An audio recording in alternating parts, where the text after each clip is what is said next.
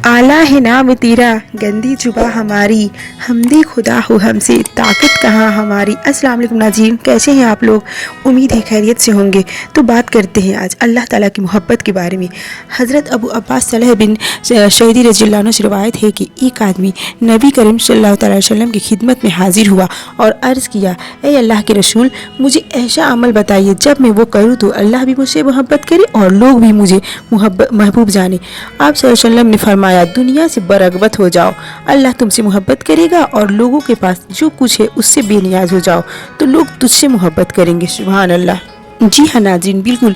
अब बात करते हैं अल्लाह के रसूल पर ईमान। इब्तदाई दौर के इंसानों का मजहब क्या था?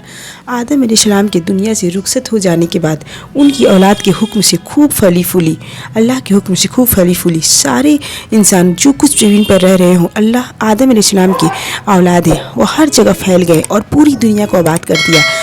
अगर आदम अलैहिस्सलाम को ये बताया जाए कि ज़मीन पर जिस कदर इंसान है उन्हीं की औलाद है तो शायद उन्हें बड़ी हैरत हो।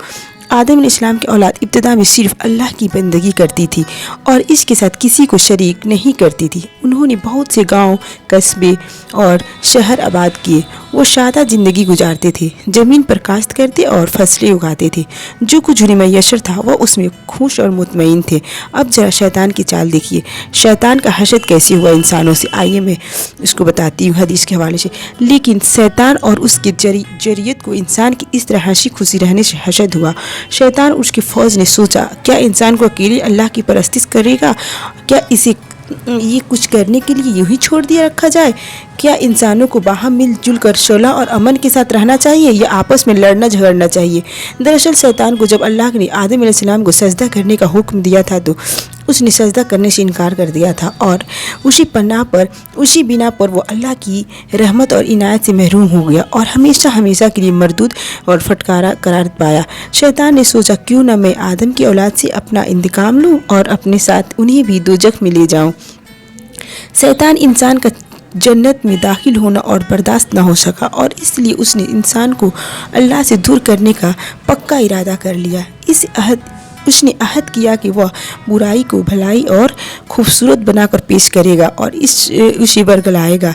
उसने तहिया कर लिया कि इंसान को बूत परस्ती जैसी गलती पर आमादा करके गुमराह कर देगा, क्योंकि वो जानता था कि अल्लाह सिवाय शिर्क, अल्लाह को छोड़कर दूसरे की परस्ती करने के तमाम गुनाह माफ़ कर सकता है। इसलिए शैतान ने सोचा कि उसे दोजख में डलवाने का यह बेहतरीन तरीका है। अब बात आती है वली और नेक आदमियों की सबीह और खाके। शैतान ने एक साजिशी मंसूबा बनाया और इंसानों को उन वली और नेक आदमियों की सबीह और खाके बनाने की राह दिखाई। ये काम लोगों को बहुत पसंद आया और जैसे जैसे वक्त गुजरता गया उन सबीहों और खाकों को तादाद बढ़ती गई और उन्हें बड़ी शोहरत पाई।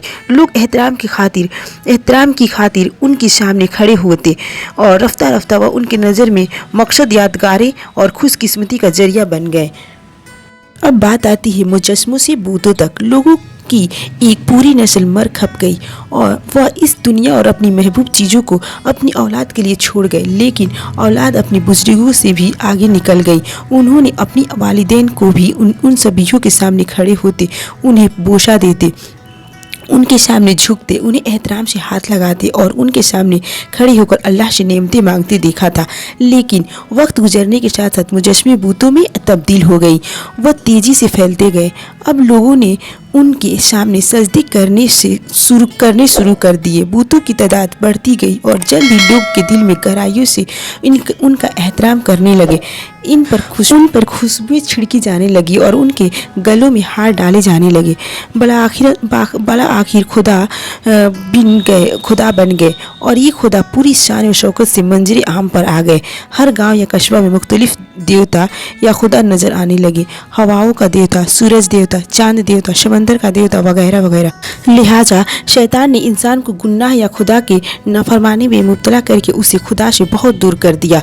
अल्लाह की नाराजगी। अल्लाह ताला ने इन बूत परस्तों से नाराज हुआ क्योंकि उन्होंने इसकी नाफरमानी की थी। क्या उन्हें इसलिए पैदा किया गया था कि वह अपने रब के छोड़कर दूसरे खुदाओं को परस्तिश करे? वह उसकी ज़मीन पर रहते और चलते फिरते اس کا دیا ہوا رزق کھاتے ہیں اور بجائے اس کی بندگی اور پرستش کے پتھر اور دھاتوں کو ٹکڑوں کو پوجتے ہیں جو انہیں کوئی فائدہ نہیں پہنچا سکتے نہ نقصان۔ اس طرح اللہ نے اس سے ناراض ہوا اور ان پر عذاب نازل کیا۔ قدرتی آفات جیسے ریت کی طوفان، زلزلے، قحط، سیلاب، سخت بارش وقفہ سے ان پر نازل ہوتی رہی، لیکن ان پر اس کا کچھ بھی اثر نہ ہوا۔ ناظرین، اب سلسلہ شروع ہوا پیغمبر کا۔ اللہ اپنی نافرمانی کے جرم کی سزا کے طور پر پوری نوع انسان کو تباہ کر سکتا تھا، مگر وہ رحیم و شفیق ہے۔ اگر وہ چاہتا تو جبرن و قہرن اسے سیدھے راستے پر آنے کے لیے مجبور کر سکتا تھا، لیکن ایسا کرنا اس کی آزادی دی انتخاب کے خلاف ہوتا جو اسے دی گئی تھی۔ اس لیے ضرور ہوا کہ انسانوں کی ہدایت اور رہنمائی کا انتظام ہوا، اور اس غرض سے اللہ نے پیغمبروں کی مبعوث فرمایا۔ انہوں نے انسان میں سے کسی منتخب شخص کو ان کی ہدایت کے لیے اٹھایا جو ان سے انہی کی زبان میں گفتگو کرے اور انہیں خبردار کرنے پر سیدھی راہ پر لے آئے۔ پیغمبروں کی فرائض منصبی۔ اللہ نے اپنے ان پیغمبروں کے حق و صداقت کے علم سے نوازا۔ اللہ نے انہیں حکم دیا کہ وہ سارے انسانوں کو سچے دین کی طرف دعوت دے جس سے وہ بھٹک گئے تھے، اور انسان کو جنت اور اللہ کی راہ دکھائے۔ اس سب کی مشن ایک ہی تھا کہ لوگوں کو سیدھی راہ کی طرف بلائے۔ صدیوں میں حضرت محمد مصطفیٰ صلی اللہ علیہ وسلم کے تشریف لانے سے پہلے اللہ نے مختلف وقتوں میں اپنے پیغمبر بھیجے۔ پیغمبر زمین کے ہر حصے میں آئے تھے۔ اللہ نے ہر قوم کی ہدایت کے لیے پیغمبر بھیجے۔ سب سے پہلے حضرت آدم علیہ السلام پیغمبر ہیں، اور سب سے آخر پیغمبر حضرت محمد مصطفیٰ صلی اللہ تعالی وسلم ہے۔ پیغمبر جو بھی کہتے ہیں وہ اللہ کے حوالے سے کہتے ہیں۔ ان کا فرض منصبی اللہ کے پیغام کو لوگوں تک پہنچا دینا ہے اور انہیں یہ کر کے بتا دینا ہے کہ اس پیغام کو کس طرح اپنی زندگیوں میں نافذ کیا جائے۔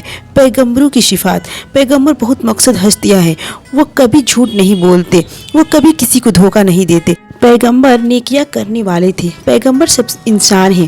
اللہ نے انہیں اپنی پیغمبری کے لیے چن لیا۔ اللہ نے ان کی مشن میں ان کی رہنمائی کی اور ان کی ہر طرح کی غلطیوں سے پاک رکھا۔ سارے پیغمبروں کی بنیادی تعلیم ایک ہی تھی، توحید یعنی اللہ کی عبادت کرنا اور جھوٹے خداؤں کا باطل کے قوتوں سے دور رہنا۔ مسلمان کو ان سارے پیغمبروں پر ایمان لانا چاہیے جو محمد صلی اللہ علیہ وسلم سے پہلے آ چکے ہیں، جن کا ذکر قرآن میں کیا گیا ہے، اور ان پر بھی جن کا ذکر قرآن میں نہیں ہوا۔ تو ناظرین، اب بات آتی ہے پیغمبروں کی نام اور ان کی تعداد۔ حدیث کے حوالے سے پیغمبر 1,24,000 ہیں، لیکن قرآن ہمیں بتاتا ہے کہ اللہ نے ہر قوم کی طرف اپنے پیغمبر بھیجے۔ ان کی تعداد بہت زیادہ ہے، ان کی صحیح تعداد کا علم صرف اللہ کو ہے۔ تاہم ہم قرآن کے ہمیں کچھ پیغمبروں کے نام بتاتی ہوں۔ حضرت آدم علیہ السلام، حضرت نوح علیہ السلام، حضرت ابراہیم علیہ السلام، حضرت اسماعیل علیہ السلام، حضرت اسحاق علیہ السلام، حضرت لوط علیہ السلام، حضرت یعقوب علیہ السلام، حضرت یوسف علیہ السلام، حضرت موسیٰ علیہ السلام، حضرت ہارون علیہ السلام، حضرت داؤد علیہ السلام، حضرت سلیمان علیہ السلام، حضرت الیاس علیہ السلام، حضرت یونس علیہ السلام، حضرت ایوب علیہ السلام، حضرت زکریا علیہ السلام، حضرت یحییٰ علیہ السلام، حضرت ادریس علیہ السلام، حضرت ہود علیہ السلام، حضرت صالح علیہ السلام، حضرت شعیب علیہ السلام، حضرت عیسیٰ علیہ السلام، اور سب سے آخری پیغمبر حضرت محمد مصطفیٰ صلی اللہ تعالی وسلم۔ ان سب پر اللہ کی رحمتیں اور برکتیں نازل ہوں۔ پیغمبر جو کچھ کہتے ہیں اللہ کی طرف سے کہتے ہیں۔ کوئی شخص بھی اللہ کے پیغمبر پر ایمان لائے بغیر مسلمان نہیں ہو سکتا۔ سچی بات تو یہ ہے کہ جو کوئی ان کی اطاعت کرتے ہیں وہ اللہ کی اطاعت کرتے ہیں۔ رسول کا بتایا ہوا راستہ اللہ کی طرف جانے کا راستہ ہے۔ پیغمبر جو حکم دے اسے قبول کرنا چاہیے، اور جس چیز سے روک دے اس سے بچنا چاہیے۔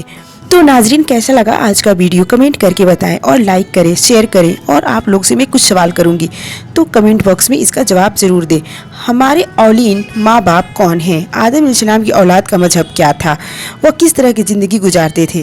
اور سب سے ضروری بات، آپ لوگ کے ذہن میں جو سوال ہے مجھ سے کریں، میں بتاؤں گی انشاءاللہ۔